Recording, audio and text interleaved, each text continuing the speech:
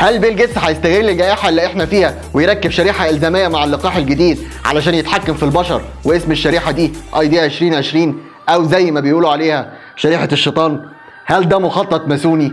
هل البطاقات الشخصيه هتتلغى؟ يعني ايه ديجيتال ID؟ وايه هو التوقيع الالكتروني اللي منتشر في دول الخليج في الدوائر الحكوميه؟ يعني ايه بلوك تشين؟ وايه علاقتها بالبيتكوين؟ وايه علاقه كل دول ببعض اساسا؟ اسئله كتير هنجاوب عليها في الستيشن دي. انا المهندس عمرو يحيى، وتعالوا نعرف اصل الحكايه ونركب ونشرب فنجان قهوه، واعملوا لايك وسبسكرايب وشير عشان المعلومه توصل لكل الناس. اشوفكم بعد الفاصل.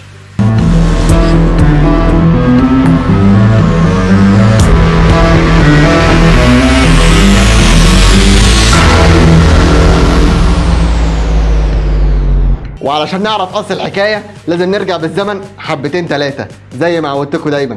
هنرجع لغايه اوائل الستينات لما مدير وكاله المشاريع والابحاث المتقدمه في وزاره الدفاع الامريكيه قدم مقترح لشبكه الانترنت وسماه GCR، والمقترح ده اصل مفهوم شبكه الانترنت بين الحكومات والمؤسسات. وفي 1969 اتطبق المفهوم ده على الجامعات والمؤسسات الحكوميه. وفي 1982 تم تنفيذ بروتوكول الاي بي اللي بيستخدم في شبكات صفحات الويب. واللي ما يعرفش يعني ايه اي بي، احنا اتكلمنا في الستيشن اللي فاتت عن البروتوكول ده وهسيب لكم الرابط فوق. وفي 1991 طلع بروتوكول ال HTTP، والبروتوكول ده بيستخدم في صفحات الويب في وقتنا الحاضر بعد ما دمجوا بروتوكول الاي بي وال HTTP علشان يحددوا مين اللي بيدخل على الويب سايت. وفي 1992 ضافوا تقنية ال CA او بالبلدي كده كلمة المرور علشان يقدروا يستخدموا صفحات الويب في الامور المالية ويضيفوا بطاقات الائتمان على صفحات الويب. وبعد التاريخ ده بدأت تظهر عمليات الاختراق اللي اتكلمنا عنها في الستيشن بتاعت جاسوس لا يقهر، وهسيب لكم الرابط فوق. وفي 2003 طلع نظام هجين جديد اسمه CA CERT. النظام ده ضاف عليه التوقيع على المعاملات المالية في البنوك لأول مرة. وكنت عشان تحول فلوس لأي بلد كان لازم تروح البنك توقع التوقيع الإلكتروني اللي متسجل عندهم اللي هو التوقيع البنكي علشان قاعدة البيانات تفهم إنك نفس الشخص. وكانت مشكلة الأنظمة اللي فاتت إن هي مبنية على مركزية المعلومات، يعني البنوك عندها سيرفر لوحده موجود عليه جميع بيانات العملاء اللي موجودة عليه. وبعدين بدأت الهوية الرقمية تتطور مع ظهور مواقع التواصل الاجتماعي. وطالما جبنا سيرة مواقع التواصل الاجتماعي يبقى هنتكلم على فيسبوك اللي بيضم 2 مليار و2 مليون اكتيف يوزر شهريا. طب هو الفيسبوك بيشتغل ازاي؟ فيسبوك باختصار شديد جدا هو عبارة عن قاعدة بيانات كبيرة بتضم ثلث سكان العالم. ابتدى فيسبوك كموقع بينظم طلبات الطلاب اللي موجودة في جامعة هارفارد، وبعدين المدارس والمؤسسات الدولية اللي ليها كذا فرع في كذا دولة ابتدت تستخدمه. وطبعا زي اي تقنية بيستخدمها الشباب بتنتشر بسرعة البرق. قاعدة البيانات بتاعته مبنية باختصار ان المستخدم بينشر معلومات اجتماعية عنه، ومن خلال شبكة علاقاته الاجتماعية بكذا مستخدم زي انجري واللاف واللايك بيجي بقى دور الخوارزميات اللي موجودة في الفيسبوك علشان تكون هوية لكل مستخدم بالإضافة إلى رقم التليفون بتاعه والميل. وده كان تعريف الهوية الرقمية قبل 2009. من بعد 2009 الوضع اتبدل تماما علشان ظهرت الهوية البيومترية. الهوية البيومترية باختصار هي عبارة عن صفات الجسم اللي لا يمكن تكرارها زي بصمة الإيد أو بصمة العين وربطها بأرقام في قاعدة البيانات. في دول بتستخدم 10 أرقام أو 12 رقم أو 14 رقم، ودي كانت بداية البطاقة الشخصية في وقتنا الحالي. وأكبر نظام بيومتري في العالم متطبق في الهند اسمه أدهار اللي بيخزن 1,019 مليون نسمة في قاعدة البيانات بتاعته. بس عيب النظام ده إنه غبي، بيحول الفرد لأرقام بالنسبة للدولة. وفضلوا يطوروا في النظام ده ويربطوا الحسابات البنكية ورقم التليفون بالبطاقات الشخصية إلى وقتنا الحالي. بس في عيب خطير تاني انا ما قلتهوش. العيب ده ان قاعده البيانات دي سهل اختراقها، ومع ظهور التجاره الالكترونيه زادت الخطوره اكتر عن الاول. كده احنا عرفنا اصل الهويه الرقميه قبل 2020.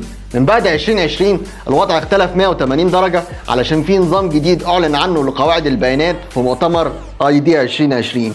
طب يعني ايه ID 2020 وايه علاقتها ببيل جيتس؟ ناخد شويه قهوه الاول علشان نكمل اصل الحكايه.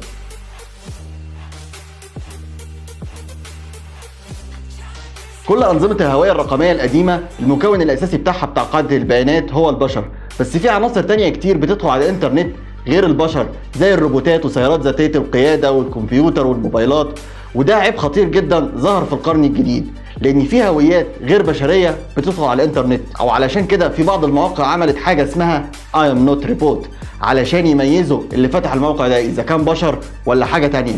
وابتدى العالم يحس ان في مشكله ولازم يخترعوا نظام جديد لهويه المستخدم على الانترنت، واخترعوا حاجه اسمها البلوك تشين. طب ايه هي البلوك تشين؟ عشان نشرح النظام الجديد لازم الاول نعرف يعني ايه هويه رقميه. الهويه الرقميه باختصار شديد هو معرف رقمي من خلاله بنقدر نعرف هويه مستخدم الانترنت، وكل ما كانت قاعده البيانات امنه من الاختراق وغير قابله للتزوير كل ما كانت ليها الافضليه ان الحكومات تستخدمها في انظمتها الماليه والعقود وخلافه. بقى هويتك اللي موجوده على لينكدين وفيسبوك فدي بتسمى هويه لينه، لان دي بتعتمد على الايميل والباسورد بس.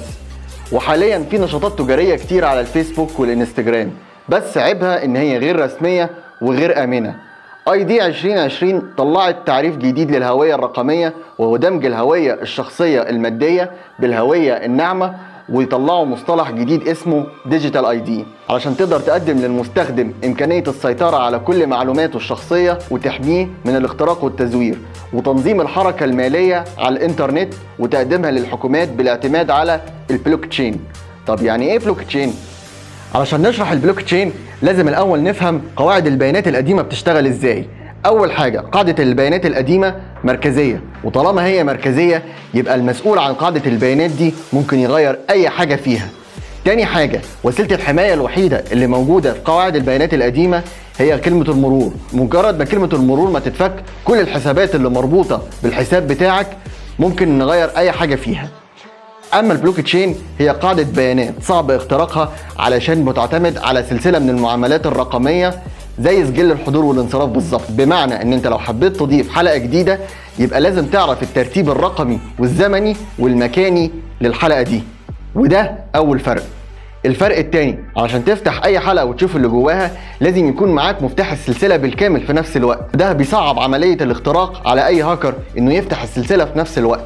بمعنى مبسط جدا ان لو عندك شخص اسمه ايه وحب يدخل على حسابه 5 مرات، لو في قاعدة البيانات القديمة هتبقى اول مرة A1، تاني مرة A2، تالت مرة A3، رابع مرة A4، خامس مرة A5. لو في قاعدة البيانات البلوك تشين الوضع مختلف، هتبقى اول مرة A1، تاني مرة A12، تالت مرة A123، رابع مرة A1234، خامس مرة هتبقى A1234، 5. فلو اي هاكر حب يدخل في اي مرحلة من المراحل ترتيب الارقام هيتغير، وده هيخليه بينكشف بسرعة وعملية الاختراق تقف. وده بيودينا للفرق الثالث ان قاعدة البيانات بتاعت البلوك تشين مش مركزية، يعني مفيش اي مسؤول هيقدر يدخل ويغير اي حاجة في قاعدة البيانات لانه مستحيل يعرف ترتيب الارقام اللي موجود في كل حساب. وابسط مثال نطبق نظام البلوك تشين عليه هي عملات البيتكوين. كل عملة بيتكوين ليها رقم تسلسلي، بمعنى ان محدش يقدر يدخل على قاعدة البيانات ويقول الشخص الفلاني معاه 5 بيتكوين، الشخص الفلاني معاه 6 بيتكوين، لان فين الرقم التسلسلي بتاع البيتكوين ده. وعلشان كده عملة البيتكوين غالية، والاسباب تانية كتير زي ان عملة البيتكوين هي العملة الاساسية في الديب ويب. فاكرين الاستيشن بتاعت اذكى 10 مدن في العالم وقلنا ان الحكومات بتقدم جميع الخدمات عن طريق الانترنت؟ انا هسيب لكم الرابط فوق للي لسه ما شافش الاستيشن دي. المهم ان كل موظف في اي دائرة حكومية في دول الخليج لازم يكون له هوية رقمية وفي نفس الوقت له توقيع الكتروني، واي معاملة بتطلع من عنده لازم يبقى عليها توقيع الكتروني، والمعاملات الورقية بتقل كتير الفترة دي. طبعا التقنية المستخدمة في حاجة زي دي تقنية البلوك تشين، ولو عايزيني اعمل ستيشن كاملة عن البلوك تشين اكتبوا لي في الكومنتات تحت، لان في حاجة اسمها ثورة البلوك تشين. طب ايه حكاية بيل جيتس؟ بوستات كتير على الفيسبوك، تويتات على تويتر ان بيل جيتس اخترع شريحة الكترونية بتدخل في جسم الانسان مرتبطة بالجهاز العصبي علشان يقوي الجهاز المناعي لجسم الانسان وفي نفس الوقت يتحكم في البشر. الحقيقة ان بيل جيتس في مؤتمر ID 2020 طلع قال ان اي بني ادم على الكرة الارضية لازم يكون عنده هوية رقمية طبية عليها تاريخ مرضه بالكامل، الامراض المزمنة، اخذ اللقاح او ما اخدهوش، علشان لما المنظمة تطلع لقاح تقدر تقيس جودته بدون الاعتماد على الحكومات. وقال ان الموضوع ده هيطبق مع اللقاحات الجديدة اللي بتنتجها ID 2020. المتضرر الوحيد في الموضوع ده هي الحكومات اللي بتزور ارقام المصابين والمتعافين. علشان كده طلعوا اشاعه على بيل جيتس انه مطلع شريحه يتحكم في البشر. وبالمناسبه دي مش اول اشاعه تطلع على بيل جيتس. كده احنا عرفنا الهويه الرقميه والهويه الرقميه الطبيه. مش بعيد تلاقي دول لغت الباسبور او جوازات السفر ولغت البطاقات الشخصيه وبدات تتعامل بالهويه الرقميه. طب ايه حوار الماسونيه ده؟ نتكلم بعيد شويه عن التكنولوجيا. نظريه المؤامره ان في اسياد للعالم بتتحكم في البشر موجوده، بس هم مش محتاجين يحطوا شريحه الكترونيه عشان يتحكموا في البشر، لان هم متحكمين اساسا. بيخترعوا التكنولوجيا اللي بتستخدمها، فبيعرفوا كل حاجه عنك. يملكوا الغذاء ويملكوا الدواء، فما تقدرش تقول لهم لا. ولو اي حد عندك عمل شير لمعلومه، اتاكد اذا كان هي صحيحه ولا لا. ولو اي حد بيعمل فيديوهات ما بيحطش المصادر بتاعته، ما تصدقهوش، لان مفيش اي دليل علمي بيقول ان الشريحه دي موجوده. ولو لقيتوا الدليل العلمي ده حطوه لي في الكومنتات تحت علشان الكل يستفيد. او ببساطه شديده جدا اركن واشرب فنجان قهوه معايا واعرف اصل الحكايه.